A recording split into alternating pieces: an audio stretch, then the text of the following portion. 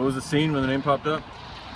Well, I wasn't with the group. You know, I didn't have the courage, I guess, to be sitting with them.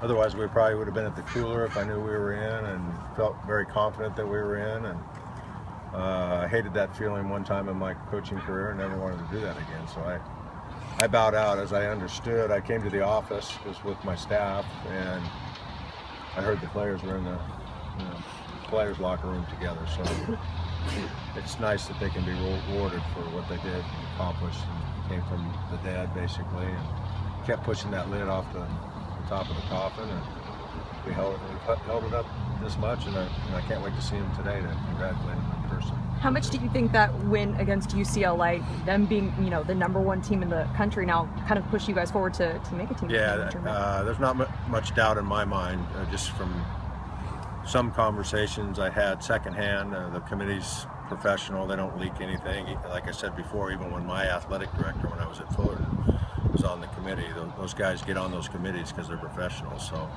they don't let the information get outside the doors, even if they're your own person. And so there's no doubt in my mind that had we not won Sunday, we weren't in. And even with that win, as you could see, as they put up some criteria, if I was North Carolina and I was Michigan State, I would be upset.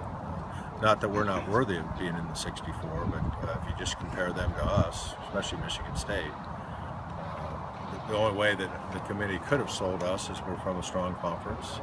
Kudos to those that were protecting the Pac-12's interests and getting 6 teams. Because it almost, not that the ACC and the SEC aren't strong conferences, they're great coaches, great facilities, great players, but they don't have the history the Pac-12 has, plain and simple. So for us to apologize to get 6 teams in is ludicrous in my mind. And there's many years. Last year, USC was 16-14 and in the conference, didn't get in. So we feel extremely fortunate, at the expense of Michigan State maybe and North Carolina.